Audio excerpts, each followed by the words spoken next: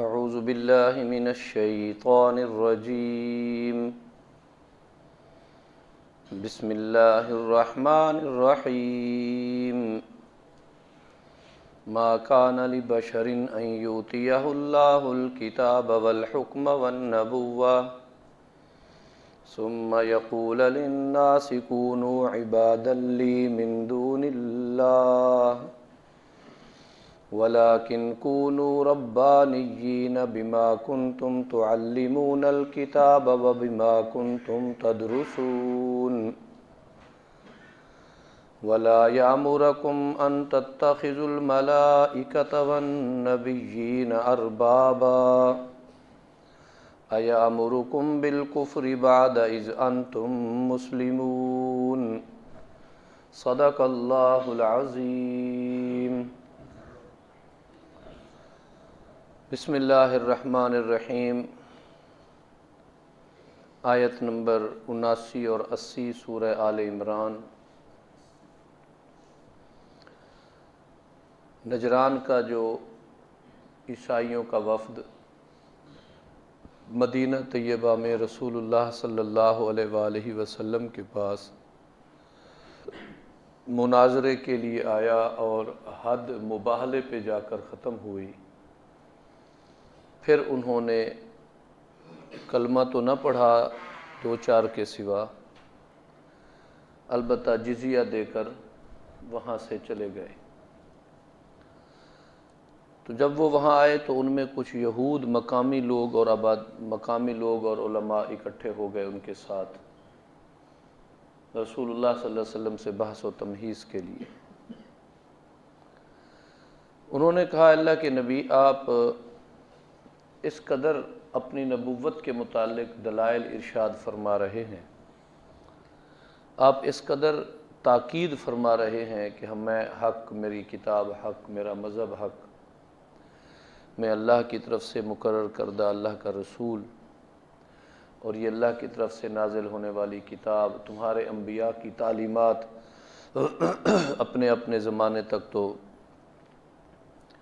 ٹھیک تھیں، قابل عمل رہیں، اب وہ منسوخ ہیں، اب میں نے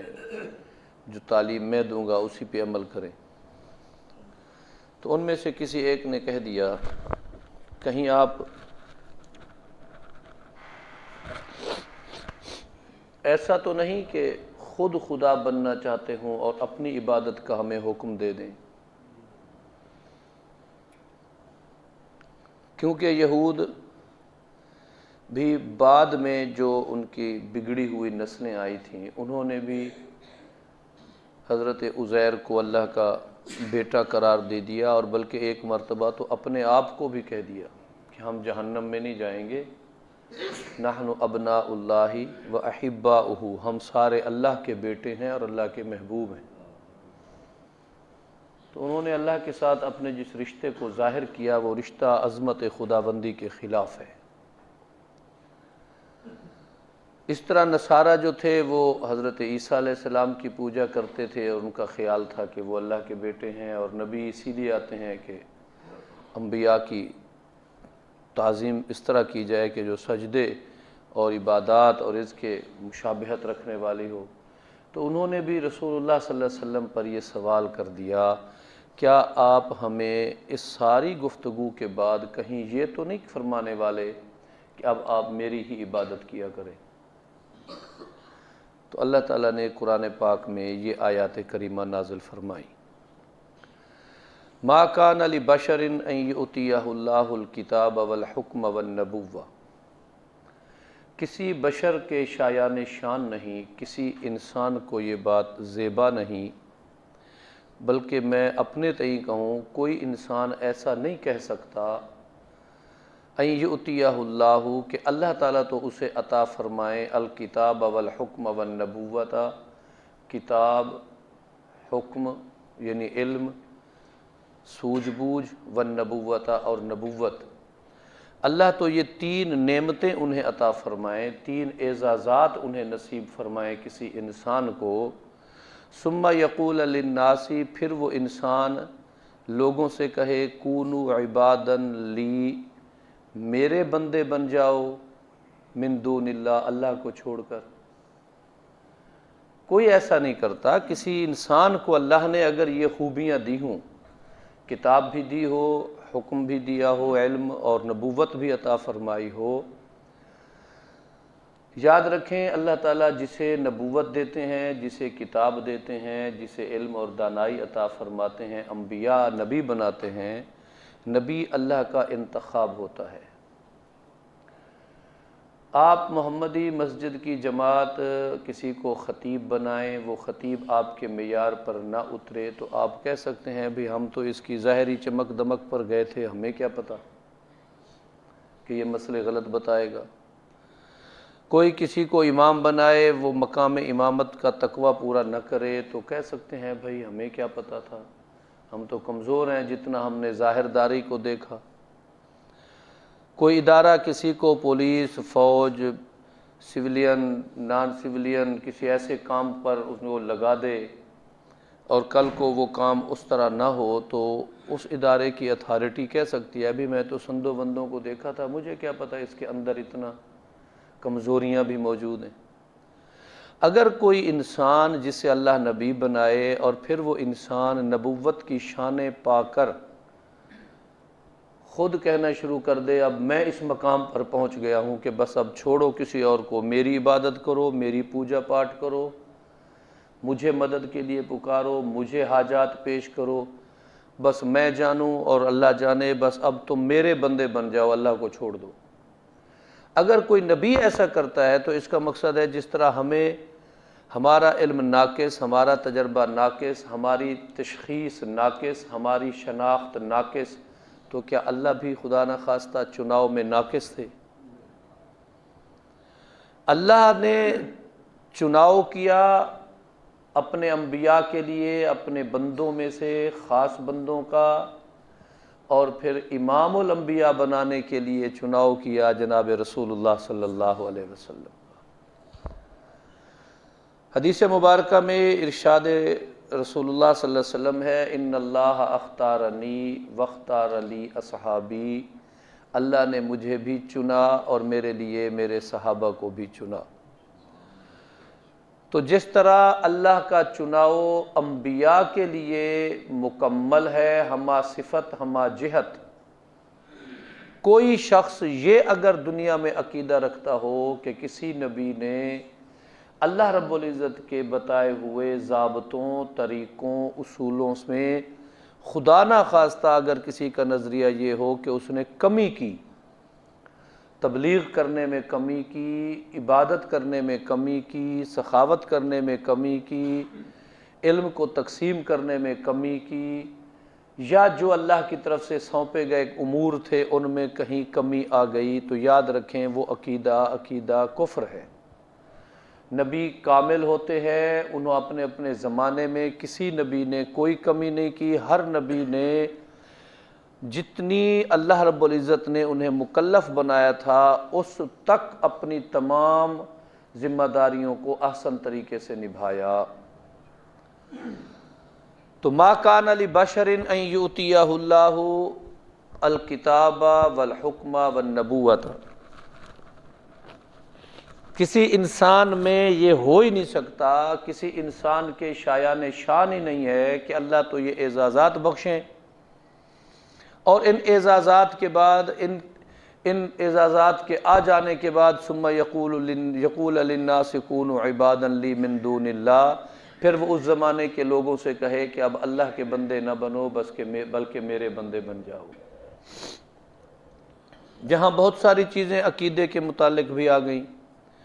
کہ نبی ہمیشہ دعوت دیتا ہے کس کی طرف آ جاؤ؟ اللہ کی طرف آ جاؤ۔ نبی اللہ ہی کی دعوت دیتا ہے، اللہ ہی کی طرف لوگوں کو بلاتا ہے، بلکہ عرب کے تو لوگوں نے کئی مرتبہ پیشکشیں کی، آپ اگر چاہتے ہیں تو ہم آپ کو مال و دولت دیتے ہیں، آپ اگر چاہتے ہیں تو ہم آپ کو عزت اور مقام اور جاہ و منصب جتنے عہدے ہیں، بڑا مقدم بنانا یہ وہ آپ کو کر دیتے ہیں، آپ اگر چاہیں تو آپ کو کہیں رشتہ کرنا چاہیں وہ کر دیتے ہیں، یا دیگر کوئی آپ منصب چاہیں تو اللہ کے نبی نے ارشاد فرمایا ان ساری پیشکشوں کے بدلے تم کیا چاہتے ہو؟ تم اے اہل مکہ تم یہ سارا کچھ مجھے دینے کی پیشکش کر رہے ہو، انہوں نے کہا ہم یہ چاہتے ہیں کہ کبھی ہمارے معبودوں کی عبادت کر لیا کرو، کبھی اپنے معبودوں کی کر لیا کرو، اپنے معبود کی کر لیا کرو، چلو ہم بھی کبھی کبھی آپ کے معبود کی عبادت کر لیں گے۔ اللہ نے فرمایا قل، اے میرے پیغمبر فرما دیں، یا ایھا الکافرون، یا اہل مکہ نہیں کہا، عقیدے کی بات تھی تو یا ایھا الکافرون کہا، اے کافرو، ورنہ کہہ سکتے تھے اے بنو تمیم کے، بنو ہاشم کے، بنو عدی کے، بنو ثقیف کے، بنو فلاں فلاں،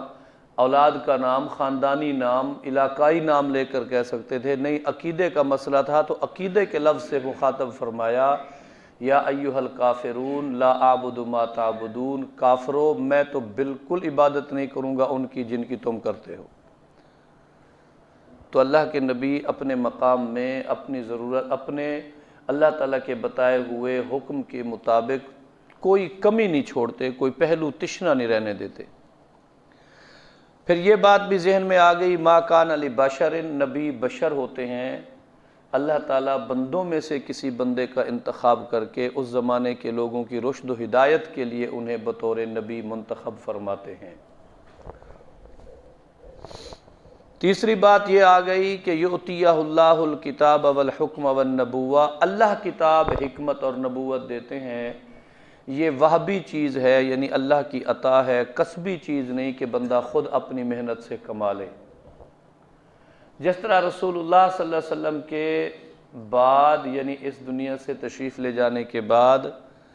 بہت سارے لوگوں نے آج تک یہ دعوے کیے ہیں کہ اب میں نبی بن گیا ہوں، میں نے اتنی محنت کر لی، میں نے اتنا پڑھ لیا، میرے پاس اتنے معلومات آ گئیں۔ وہ اسے کسبی منصب سمجھتے ہیں کہ شاید محنت سے حاصل ہوتا ہے۔ یاد رکھیں یؤتیہ اللہ، اللہ عطا فرماتے ہیں کتاب و حکمت اور نبوت، یہ محنت اور اس کے بعد کمائی جانے والی یا محنت کی جانے والی چیز کے بعد یہ عہدہ نہیں۔ ڈاکٹر اپنی محنت سے بن سکتا ہے، انجینئر اپنی محنت سے بن سکتا ہے، مفتی اپنی محنت سے بن سکتا ہے، عالم اپنی محنت سے ہی بنے گا، لیکن نبی نہیں بن سکتا، چونکہ نبوت اللہ کی عطا ہے۔ یہ جتنے مرزائی اور قادیانی اور اس سے پہلے اور لوگ گزرے، اللہ کے نبی ارشاد فرماتے ہیں میرے بعد 30 دجال کذاب آئیں گے جو دعویٰ کریں گے کہ وہ نبی ہیں، وہ جھوٹے ہوں گے کیونکہ میرے بعد کسی نبی نے نہیں آنا، آپ آخری نبی ہیں۔ علماء نے، مفسرین نے اس پر بڑے نکات لکھے ہیں، نبی انسان ہوتا ہے، نبی انتخاب خدا ہوتا ہے، نبوت اللہ پاک ہی عطا کرتے ہیں، نبی کبھی اللہ بندوں کو نہیں کہتا کہ آپ، بلکہ حضور صلی اللہ علیہ وسلم سے تو پیشکشیں کی گئیں، اپنے مسلمانوں میں سے کسی نے درخواستیں کر دیں، صحابہ میں سے ہیں جی، ہم دیکھتے ہیں کہ دیگر ممالک کے جو بڑے لوگ ہیں، دیگر قوموں کے جو بڑے لوگ ہیں، دیگر مذاہب کے جو ہمارے دین ہیں، لوگ ان کو ملتے ہیں، جھک کے ملتے ہیں، تعظیم میں سجدہ کرتے ہوئے ملتے ہیں، بادشاہوں نے اپنے محلات کے آگے زنجیریں لٹکائی ہوئی ہیں، لوگ زنجیروں کے نیچے سے جھک کر آتے ہیں، تو آپ تو سب سے بڑے ہیں۔ فرمانے لگے لعنت ہو یہود و نصارہ پر جنہوں نے اپنے انبیاء کی قبروں کو سجدہ گاہ بنایا تھا، اللہ میری قبر کو سجدہ گاہ نہ بنانا۔ نہ آپ نے اپنی حیات طیبہ میں اجازت دی، نہ اس دنیا سے رخصت ہونے کے بعد آپ نے اجازت بخشی کہ میرے بعد کوئی میری قبر کو سجدہ گاہ بنائے۔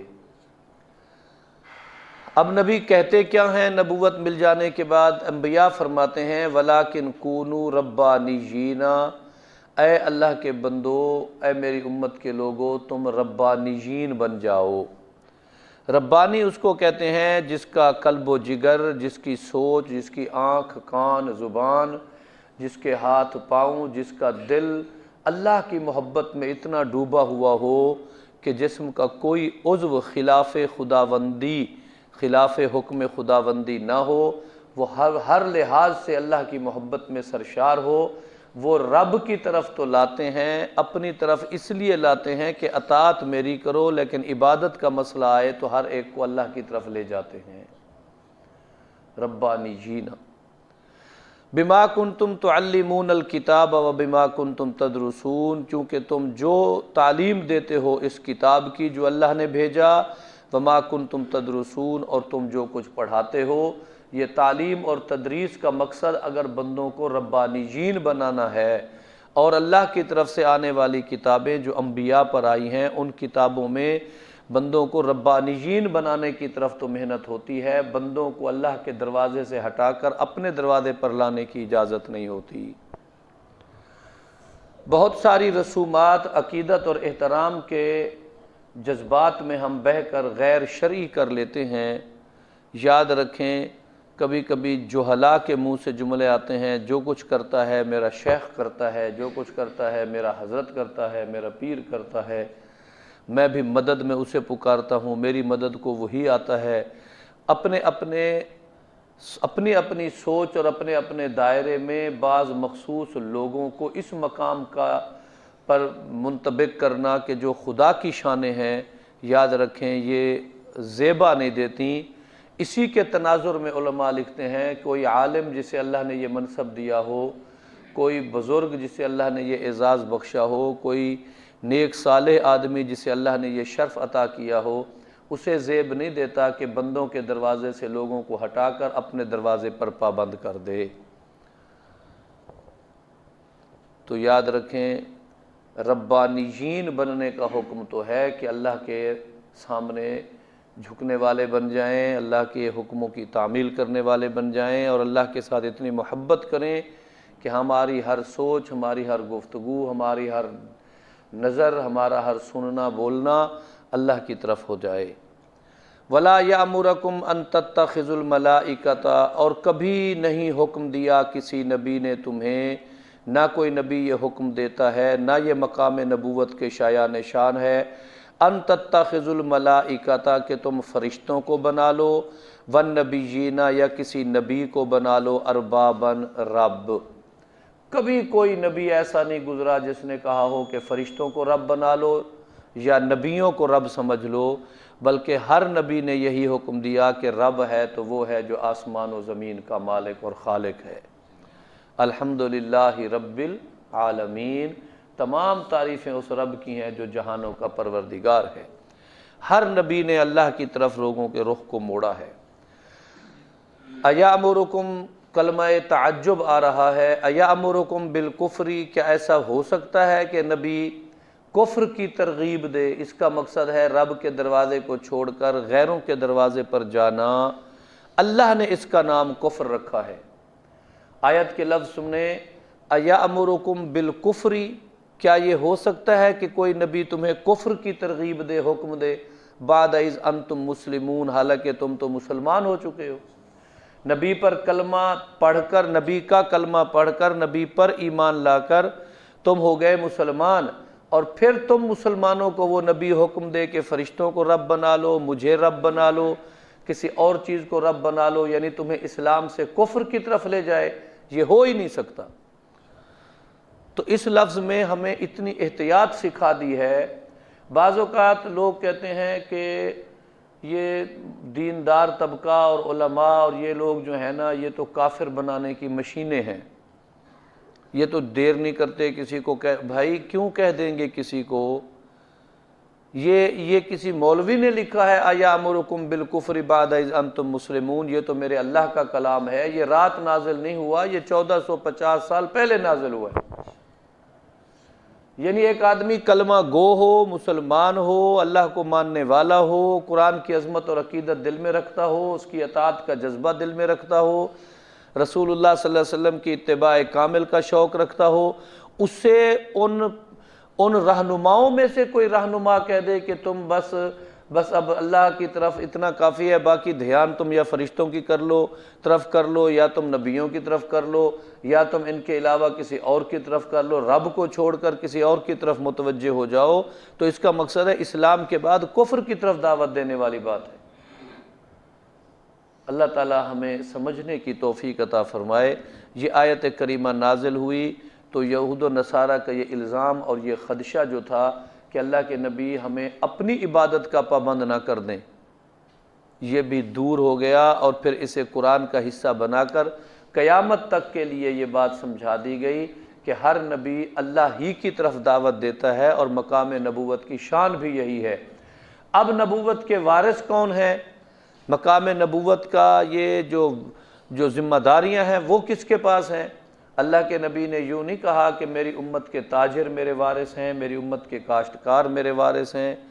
میری امت کے حکمران میرے وارث ہیں، بلکہ آپ نے فرمایا میری امت کے علماء میرے وارث ہیں۔ علماء امتی ورثت کا انبیاء بنی اسرائیل، ایک جگہ پر فرمایا انما العلماء ورثۃ الانبیاء،